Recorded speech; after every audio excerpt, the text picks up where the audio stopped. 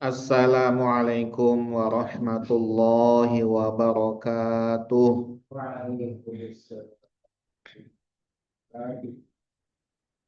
Bismillahirrahmanirrahim. Alhamdulillahi rabbil alamin.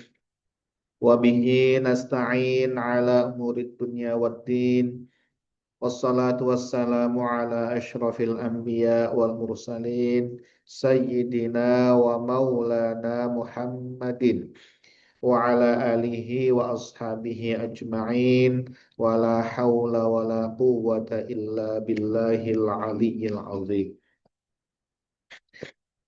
Subhanaka la ilma lana illa ma 'allamtana innaka antal alimul hakim.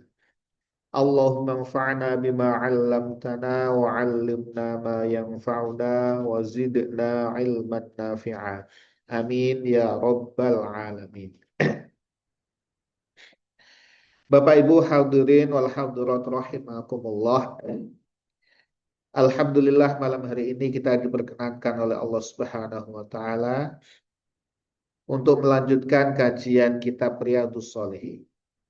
Sebelumnya segala puji hanya milik Allah Subhanahu wa taala atas segala karunia nikmat-Nya.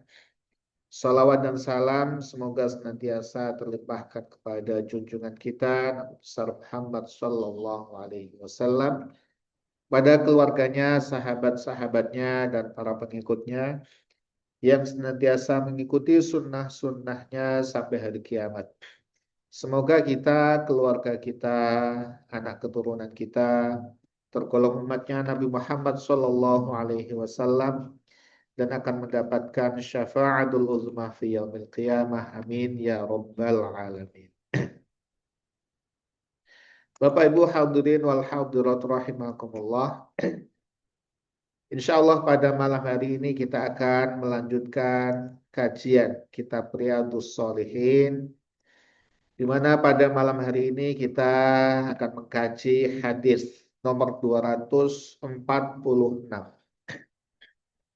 bab tentang memenuhi hajat atau kebutuhan kaum muslimin.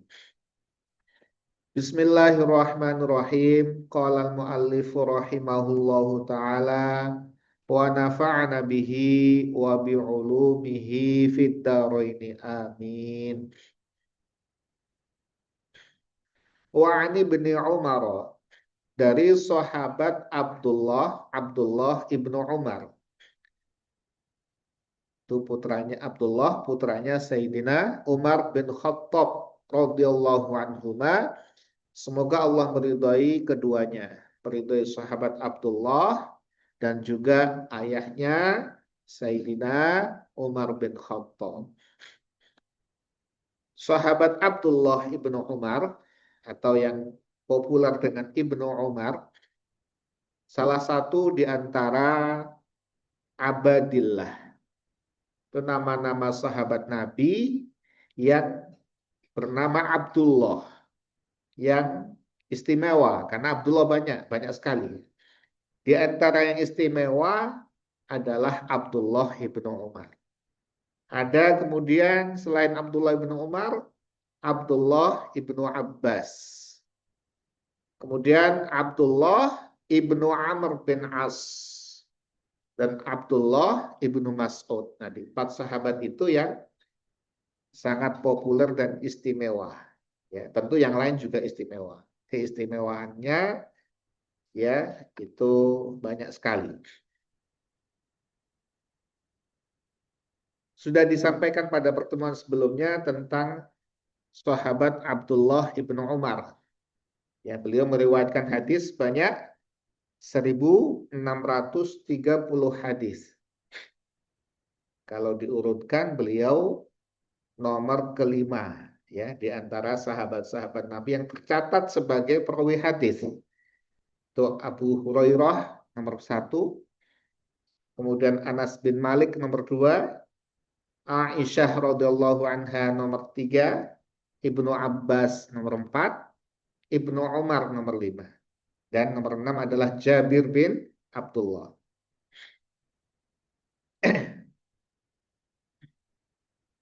Anna Rasulullah sallallahu alaihi wasallam, sesungguhnya Rasulullah sallallahu alaihi wasallam qala, beliau bersabda, al muslimu akhul muslimi.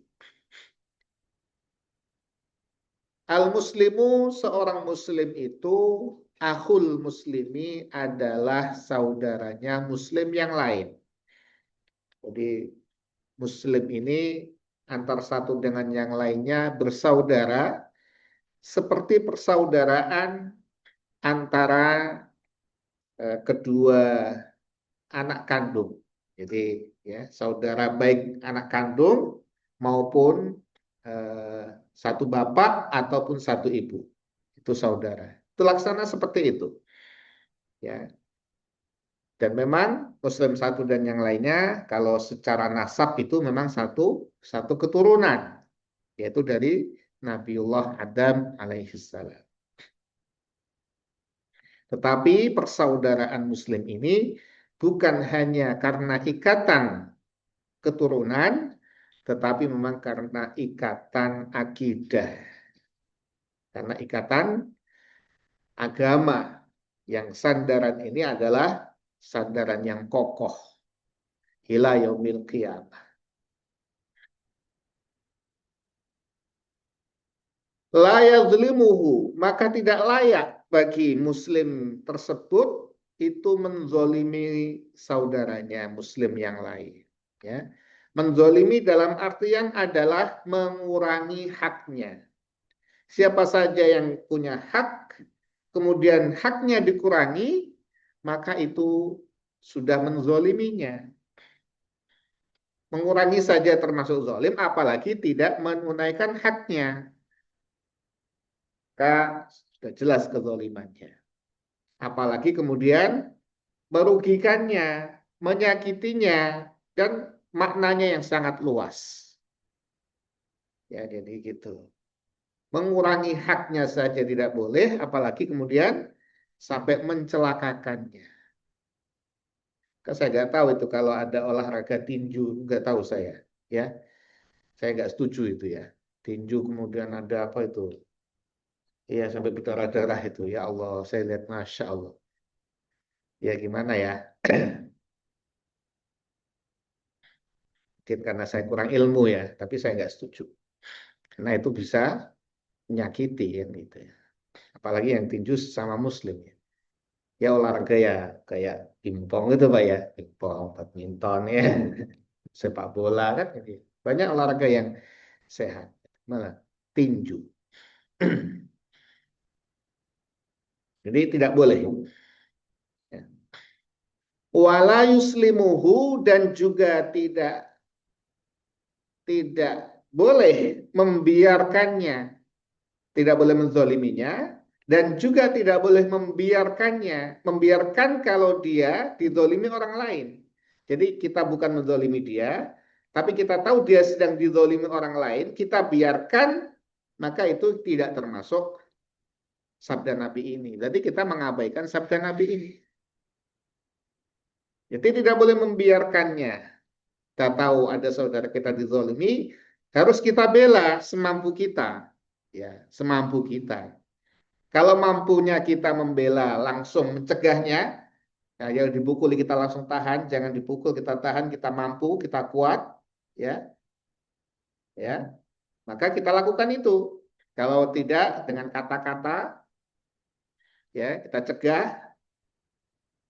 Ya kalau sampai kemudian di situ rame-rame bareng, kita bisa lakukan apa yang kemudian bisa membela saudara kita. Jadi jangan dibiarkan, lah itu bukan urusan saya. Tidak boleh seperti itu. Ya. Kita semampu kita tolong. Termasuk membiarkan saudara kita melakukan kezoliman, itu juga tidak boleh. Saudara kita, ya, kemudian melakukan kezoliman, kita cegah. Ya, yang kalau tadi itu adalah yang dizolimi, sekarang yang pelaku zolim juga kita nggak boleh membiarkannya. Nah, itu urusan dia, nggak boleh begitu. Jadi tidak boleh membiarkannya, mengabaikannya. Ya, acuh tak acuh, nggak boleh. Baik dia dizolimi maupun dia pelaku kezoliman. Itu kita upayakan Bagaimana supaya tidak terjadi kezaliman itu? Semampu kita, ya, semampu kita. Jangan sampai kemudian ya kita bermaksud mencegah kezaliman, tapi yang terjadi malah kemadharatan. Ya. Man kana fi hajati akhihi. Barang siapa yang menolong atau membantu kebutuhan saudaranya, ini bab kita ini. Kana Allahu fi hajatihi, maka Allah Subhanahu wa taala juga akan memenuhi kebutuhannya. Ya. Allah menjamin Allah akan memenuhi kebutuhannya manakala dia memenuhi kebutuhan saudaranya. Jadi kebutuhan ya, bukan keinginan ya. Jadi beda antara keinginan dan kebutuhan. Kalau keinginan ya memang ingin apa saja, ya. Tapi kadang-kadang keinginan itu di luar kebutuhan. Ingin punya mobil apa misalkan gitu ya. Versi, ingin punya rumah yang begini begitu ya, itu keinginan. Iya.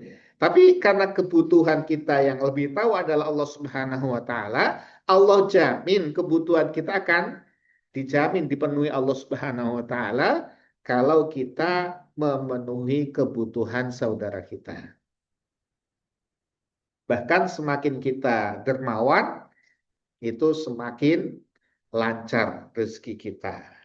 Ya. Sayyidina Utsman bin Affan itu Masya Allah ya, kekayaannya itu nggak habis-habis sepertinya. Padahal dermawan sedekahnya sangat banyak. Sayyidina Utsman. Sampai sekarang itu intinya. Peninggalan Sayyidina Utsman itu masih ada. Di sumur yang dibeli oleh Sayyidina Utsman untuk minum. Ya. Para sahabat yang dulunya butuh air. Itu masih sampai sekarang masih.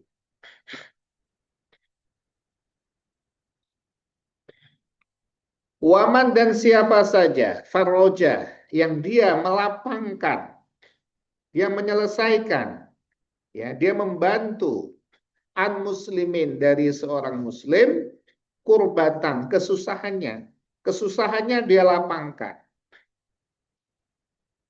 Apa contohnya? Contohnya biasanya adalah hutang biasanya. Jadi ketika hutang, kemudian dia susah tidak bisa bayar, dia minta tempo. Nah, kalau kita berikan tempo kepadanya, ini masuk. Oh, karena kita memberikan kelapangan kepadanya. Baik, saya berikan tempo sebulan lagi, itu Masya Allah pahalanya besar. Ya, pahalanya besar.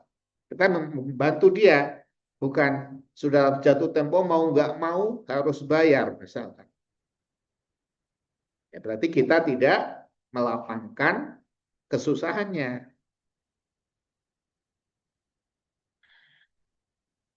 Atau yang lebih baik lagi adalah membebaskannya. Ini, ya, bisa nggak ini? Jadi seorang yang susah, ini kita tahu nih, kasih tempo juga nggak tahu dia ya seperti itu, misalkan ya butuh sangat banyak dihutang, kemudian kalaupun dapat penghasilan ya untuk kebutuhannya ya sudah dibebaskan. Nah itu luar biasa itu, ya. Contohnya ya Nabi Muhammad SAW ya contoh teladan itu. Di Nabi itu tidak pernah seorang pun meminta tolong kepada beliau, ya, minta bantu, minta kecuali beliau akan berikan. Sampai-sampai yang beliau punya itu habis, tidak ada lagi yang diberikan, beliau akan carikan orang yang punya untuk beliau hutang dan itu diberikan kepada yang meminta itu. Sampai seperti itu. Dan Nabi akan membayar hutangnya itu. Jadi Nabi itu sampai hutang untuk memenuhi kebutuhan sahabatnya.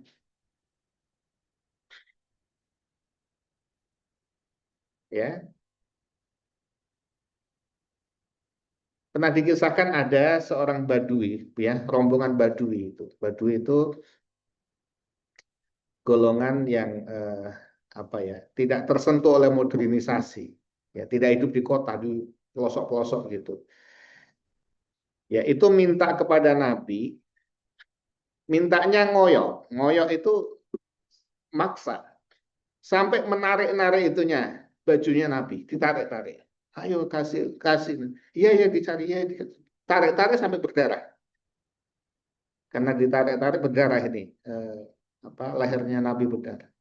Kalau kita mau itu ya, itu minta kok kayak gini gitu kan. Tapi memang seperti itu, Nabi juga ya tetap akan memberikan. Jadi tidak ada satupun yang meminta kepada Nabi, baik minta maupun hutang, kecuali Nabi Muhammad SAW akan memenuhinya. Tidak membiarkan tangannya kosong. Kalau kita kan sering membiarkan tangan kosong gitu ya. Ada yang minta kita tidak beri, ya. Ini ya koreksi lah atau evaluasi juga. Diri saya juga seperti itu. Memang jauh dari contoh teladan. Yang penting kita ada contoh teladan. Jadi contoh teladan kita ya Nabi Muhammad SAW. Kalau dari 100% Nabi, kita itu berupaya untuk mencontohnya ya berapapun yang kita mampu. Semakin banyak semakin baik. Jangan sampai tidak mencontoh sama sekali. Ya. Barang siapa yang melapangkan kesusahan kaum muslimin, maka farajallahu anhu, maka Allah juga akan melapangkannya biha dengan memberikan kelapangan tadi, dengan dia kelapang apa kesusahannya dia lapangkan. Apa yang Allah lapangkan? Kurbatan. Itu kesusahan min kurabi yaumil qiyamati, dari kesusahan-kesusahan di hari kiamat. Ya. Hari kiamat itu sangat dahsyat sekali. Yauma tarawnaha tadhalu kullu murdi'atin amma arda'at. Tadhalu kullu murdi'atin amma arda'at. Wa tad'u kullu dhi hamlin hamlaha wa taran nasa sukara wa ma hum bisukara walakinna 'adzaballahi syadid. Itu ya. Ayat di surah Al-Hajj ayat 2. Bahwa hari kiamat itu engkau saksikan kullu murdi'atin, ya, tadhalu kullu murdi'atin amma arda'at. Orang yang menyusui itu akan kemudian meninggalkan intinya bayinya. Jadi ibu yang sedang menyusui itu tidak peduli kepada bayinya. Itu seperti apa itu? Padahal ibu yang sedang menyusui itu perhatiannya sangat besar kepada bayinya. Kalau nangis, akan disusui. Karena sayangnya ibu kepada hari kiamat itu nanti ibu itu sudah gak peduli lagi sama bayinya. Ditinggalkan aja dia. Wa tad'u kullu dhi hamlin hamlaha. Orang yang hamil itu akan brojol keguguran. Karena saking paniknya. Saking susahnya itu. Wataron nasa sukarang. Kau saksikan manusia-manusia itu akan pada bingung, kelimpungan, mabuk. Wa mahum bisukar. Padahal mereka tidak mabuk itu, tidak karena sebab minum atau sebab karena pusing sekali. Walakin adzaballahi syadid, tetapi memang azab Allah itu sangat dahsyat. Jadi seperti itu kesusahannya. Orang yang hamil itu brojol. Yang ibu yang menyusui anaknya ditinggalkan. Ya. Saking hektiknya, saking paniknya situasi seperti itu. Nah, seperti itu butuh pertolongan Allah Subhanahu wa taala. Allah akan tolong dia. Ya.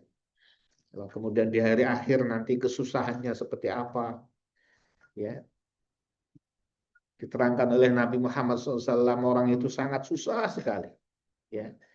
Menunggu saatnya perhitungan amalnya itu dalam situasi yang sangat panas karena matahari itu didekatkan pada ya kalau kita kan siang-siang aja terasa panas, itu sangat dekat itu matahari. Susahnya seperti itu. Nah, itu Allah akan tolong dia, ya. Kemudian tidak terasa panas, tidak terasa susah.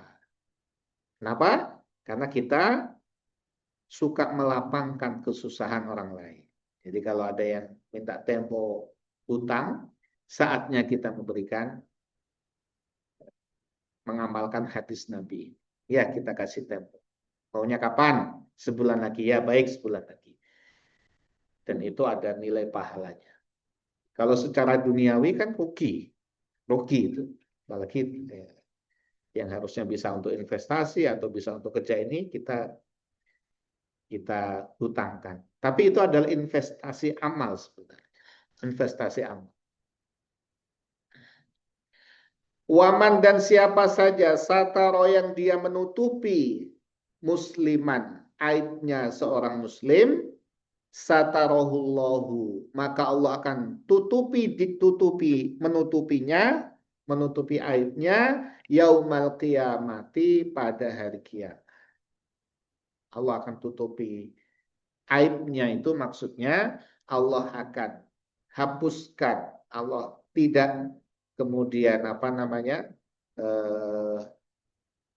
kalau dihitung-hitung, wah Masya Allah ya, kita tidak mendapatkan ampunan Allah Subhanahu wa Ta'ala, maka ya layakkah kita masuk surga gitu? Tentu jauh ya. Imam Syafi'i saja merasa tidak layak masuk surga, apalagi kita gitu ya. Wah, oke, saya kan sholat rajin, saya kan puasa rajin. Sholatnya bagaimana? Apakah ketika sholat sudah ikhlas karena Allah? Apakah ya ikhlas? Kemudian apakah ketika sholat sudah khusyuk? Atau ingat macam-macam? Gitu ya. Itu Allahu Akbar. Ingat itu, ingat ini, Masya Allah ya. Berseliweran.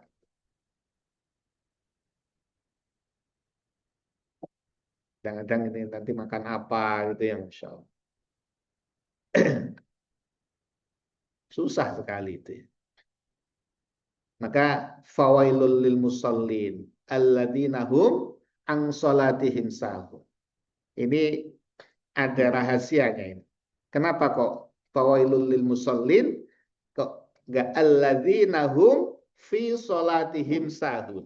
Kalau alladzina hum fi salatihim sahun, wah kita akan mayoritas akan tidak akan kena itu. Maka celaka bagi mereka yang sholat, yaitu adalah orang-orang yang dari sholatnya dia lalai. Jadi dia orang yang lalai dari sholatnya itu nanti sholat nanti ya, nanti sampai kemudian lewat waktunya, lewat waktu tidak sholat, atau sholatnya di akhir mepet bablas, ya, menunda-nunda sholat sampai dia tidak melaksanakan sholat, itu lalai, atau dia memang lalai tidak melaksanakan sholat, itu celaka. Tapi Allah tidak sebutkan fawailul lil musallin alladzina hum fi sholatihim sahun. Kalau alladzina hum fi sholatihim sahun, Masya Allah. Sayyidina Ali saja pernah diuji oleh Nabi itu tidak lolos, apalagi kita. Ya. Kalau fi sholatihim sahun, celaka bagi orang-orang yang sholat, yaitu orang-orang yang di dalam sholatnya dia lalai. Wah, kenapa kok Allah tidak menyebutkan fi sholatihim, tapi an sholatihim. Ini kemurahan Allah. Jadi kalau kita yang penting apa waktu sholat kita ingat dan kita laksanakan sholat, itu tidak termasuk dari itu. Kita laksanakan sholat, oh ini waktunya sholat, ya kita siap-siap sholat, kita datang sholat, itu tidak termasuk yang lalai. Yang lalai adalah nah, nanti masih sibuk, nanti akhirnya lewat. Atau enggak sholat ya. Ada sholat, itu berarti termasuk itu. Sayyidina Ali itu satu ketika, ya, wahai Ali, Rasulullah SAW, kalau engkau bisa sholat dengan khusyuk, maka engkau akan dapatkan surban hijau. Surban ini ya, akan dapat surban ini. Ya. Itu Sayyidina Ali nggak sanggup. Ketika sholat ikat sorban masalahnya kan, ya dapat sorban Nabi ini ya, nggak bisa, ya apalagi kita gitu ya. Baru Allahu Akbar, dia ingat macam-macam. Ini kadang rekaatnya ini 3 atau 4 ini ya. Kenapa? Sibuk pikiran kita, ya. Itu. Jadi kita tidak bisa mengandalkan amal kita. Kita mengandalkan ampunan dan kemurahan Allah Subhanahu wa taala. Maka siapa yang menutupi aibnya seorang muslim, tidak menyebarluaskan, kita tahu dia melakukan kesalahan, dah kita tutupi. Gak usah ngomong sana ngomong sini, si dia ini, si dia itu. Ya, akhirnya kemana-mana. Kita tutupi. Kita tahu kita tutupi. Sehingga yang tahu hanya kita. Maka Allah akan tutupi aibnya di hari kiamat. Dengan cara apa? Dengan cara tidak dihitung amal buruknya itu. Allah tahu, tapi Allah tidak hitung amalnya. Allah ampuni amalnya. Allah hapus kesalahannya. Itu adalah Allah menutupi aibnya. Muttafaqun alaih, hadis ini riwayat Imam Bukhari dan Imam Muslim.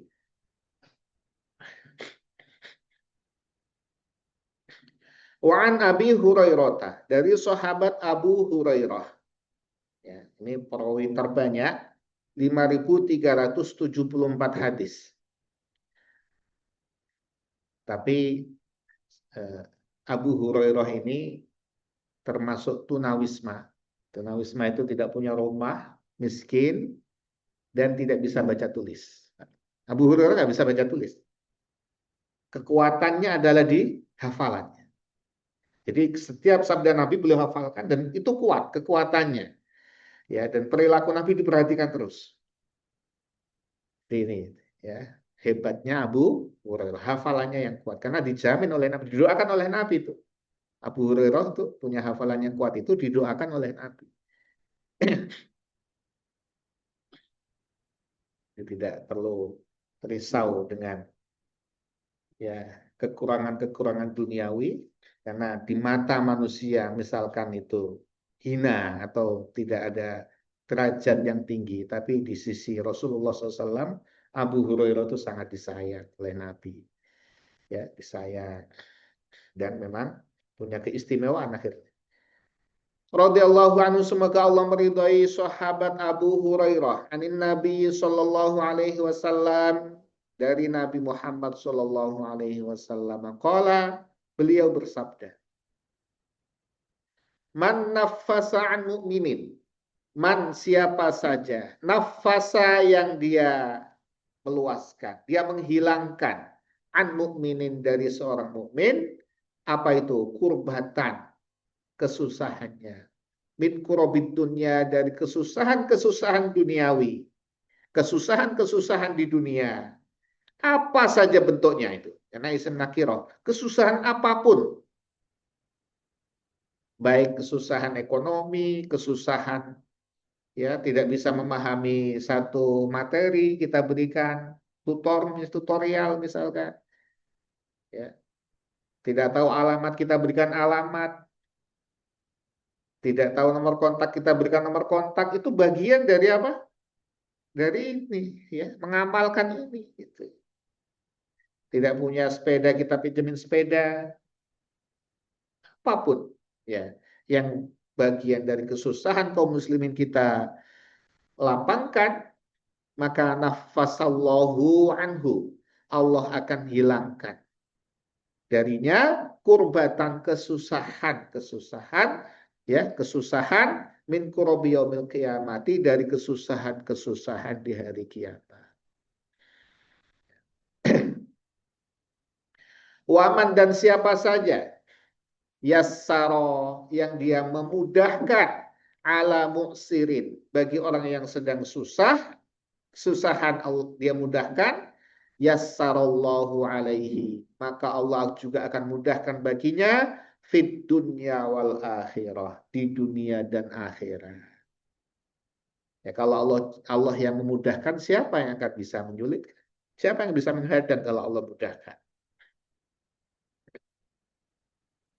Waman, dan siapa saja sataro musliman. Ini ada benang merahnya dari hadis sebelumnya. Yang dia menutupi aibnya seorang muslim, satarahullahu, maka Allah juga akan menutupinya, menutupi aibnya fid dunya wal akhirah, di dunia dan di akhirat. Wallahu fi aunil abdi. Allah Subhanahu wa taala akan menolong hambanya. Maka nal abdu, selama hambanya itu fi auni akhihi, menolong saudaranya. Ini ya, baik muslim maupun tidak muslim. Satu ketika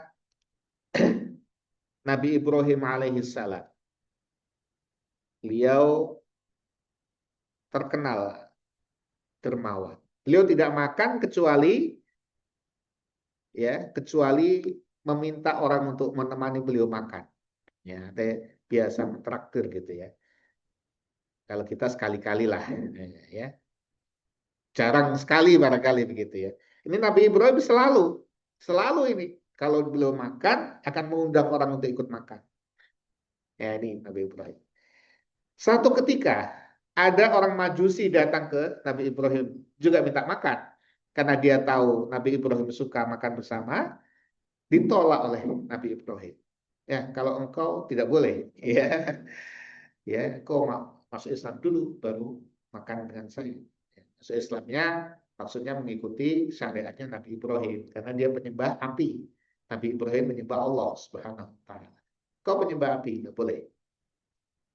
Maka kecewalah orang Majusi tadi, dia pergi.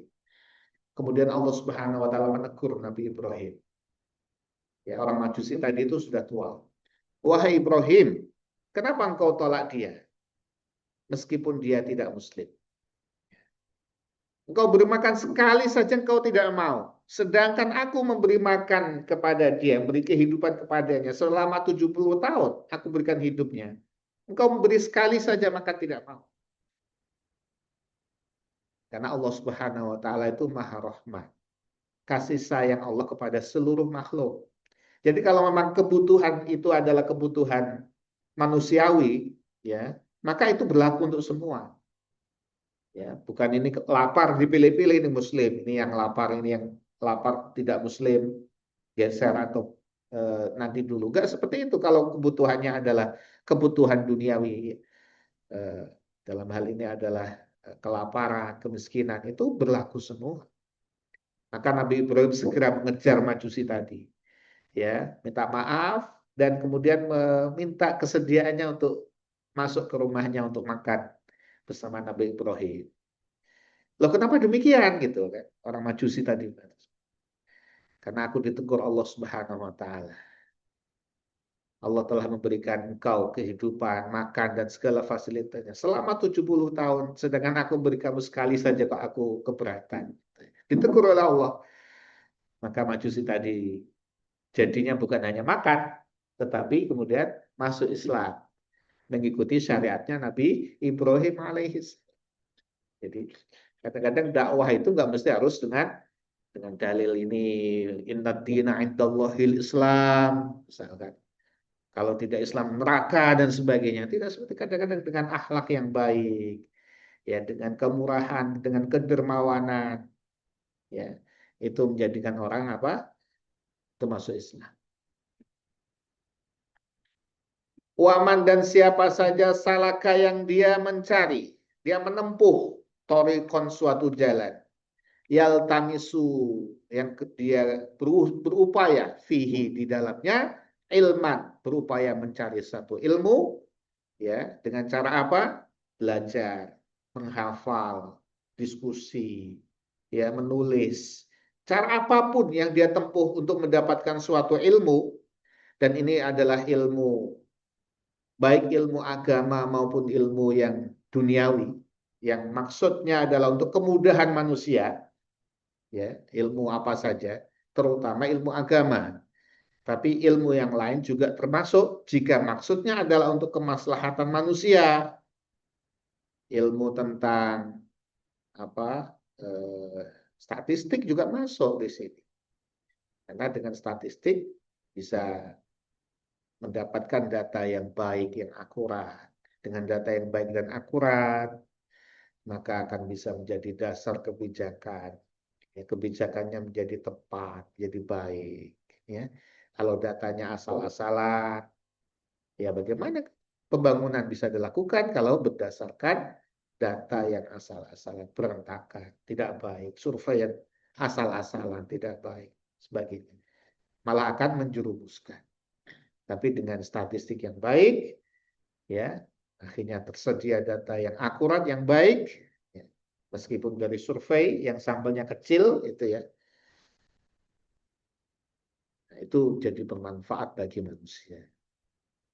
Jadi belajar, diskusi, ya latihan, menulis, dan segala macam yang dia lakukan itu untuk mendapatkan suatu ilmu, maka sahalallahu, Allah akan mudahkan lahu baginya thariqon, jalan ilal jannati, menuju ke surga. Kenapa? Karena ilmu itu akan membimbingnya. Kalau ilmu agama jelas, dia akan tahu mana yang halal dan mana yang haram, mana yang rukun, mana yang wajib, mana yang sunnah, dia tahu. Mana yang halal, mana yang haram, dia tahu. Mana ibadah wajib, mana ibadah sunnah, dia tahu. Kalau ilmu-ilmu umum tadi menjadikan maslahat kepada manusia, dapat juga dia pahala. Kalau tanpa ilmu, ya bagaimana dia bisa beribadah dengan baik? Maka Allah mudahkan jalannya menuju ke surga. Sekali lagi ya Pak ya. Wa majtama'a qaumun, dan tidaklah berkumpul suatu kaum fi baitin, di dalam satu rumah, min buyutillahi, dari rumah-rumah Allah, artinya di masjid, yatluna kitaballahi, yang dia membaca Al-Qur'an, wa yatadarasunahu, dan saling bertadarus, saling membaca bergantian, bainahum, di antara mereka, illa nazalat alaihimus sakinah, kecuali turun kepada mereka sakinah, ketenangan, wa ghasyiyatuhum rahmah, akan diliputi dengan rahmat kasih sayang Allah, wa haffatumul malaikah, para malaikat juga akan menaunginya, akan mendoakannya, wa dzakarahumullahu, Allah akan menyebut mereka itu fiman, di dalam makhluk-makhluknya, indahu, di sisi Allah. Waman, dan siapa saja bato'a, yang terlambat, yang berlambat-lambat, bihi, dengannya, amaluhu, amalnya, yang amalnya itu lambat, lam yusri, maka tidak akan bisa mempercepat, bihi, dengannya, nasabuhu, nasabnya, keturunannya tidak menjamin dia selamat di akhirat, tetapi karena amalnya. Rawahu Muslim, meriwayatkan hadis tersebut Imam Muslim. Wallahu a'lam bishawab. Bapak Ibu hadirin wal hadirat rahimakumullah, demikian kajian kita Riyadhus Shalihin untuk malam hari ini. Mari kita tutup kajian kita dengan membaca doa kafaratul majlis. Bismillahirrahmanirrahim. Subhanakallah bihamdika asyhadu an la ilaha illa anta astaghfiruka wa minkum. Wassalamualaikum warahmatullahi wabarakatuh. Wassalamualaikum warahmatullahi wabarakatuh. Bisa. Terima kasih.